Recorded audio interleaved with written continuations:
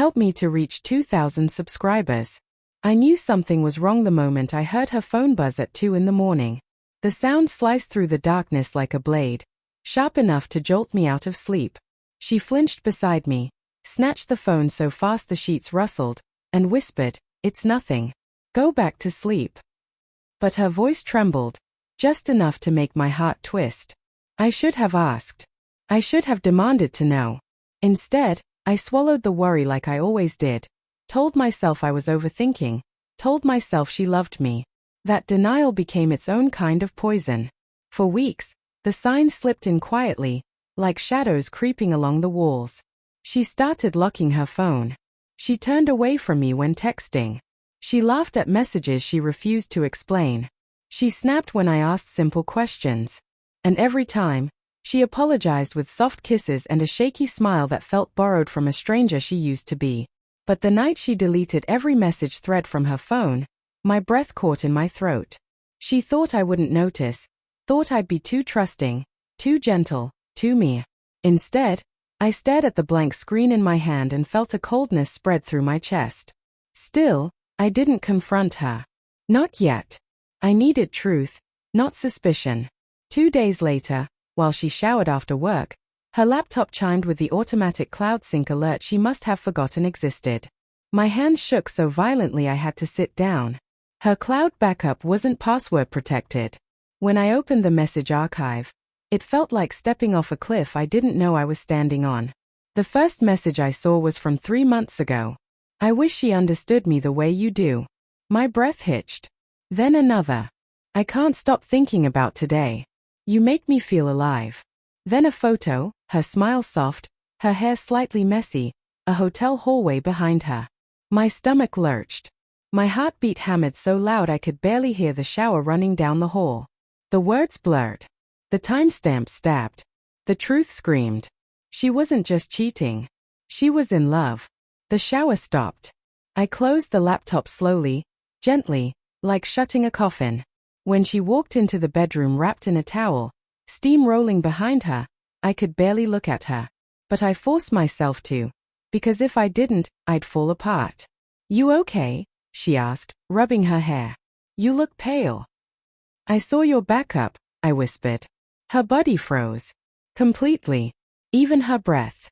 "My backup?" Her voice cracked.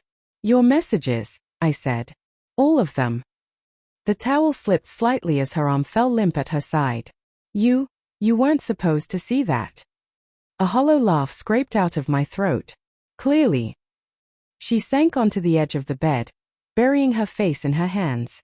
"I didn't want to hurt you." "But you did." I stood, pacing because if I stayed still, I'd shatter. Why? Why lie to me? Why delete everything? Why let me think I was crazy? She looked up with eyes already brimming with tears. "I thought it would fade. I thought I could end it before it became real." "But it is real," I said. "Isn't it?" She hesitated. That hesitation killed something inside me. "Yes," she finally whispered. "It is." A sharp, tearing sound built in my chest, like fabric ripping apart. "Who is he?" I asked softly, because anger wasn't ready yet. Not while heartbreak was still bleeding. "My coworker," she breathed. "It just happened." "People don't just fall into hotel rooms," I said. She winced. "Good." A part of me felt sick for thinking that. But pain makes you cruel in ways you don't expect. "Do you love him?" I asked. Her silence was the answer. I nodded slowly, clenching my jaw to keep from screaming. "So what now? Do you run to him? Do you stay? Do you want a divorce?" Her eyes widened with panic. "I don't know. I still love you. I'm just lost." Lost. She said it like it excused everything. I turned toward the window, watching streetlights flicker against the pavement. My reflection stared back at me. Someone older, sadder, someone who'd been loving a ghost for months. "I need you to leave tonight," I said quietly. "Take your things. Stay with a friend. I need space to breathe before I drown." She moved toward me, reaching out. "Please don't do this. We can talk. We can fix." I stepped back.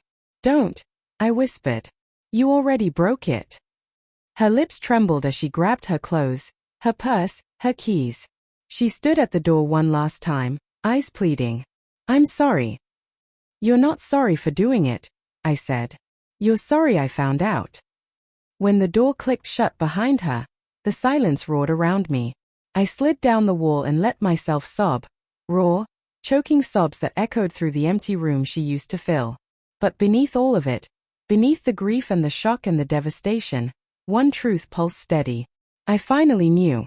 And knowing was the first step toward rebuilding the version of myself she destroyed.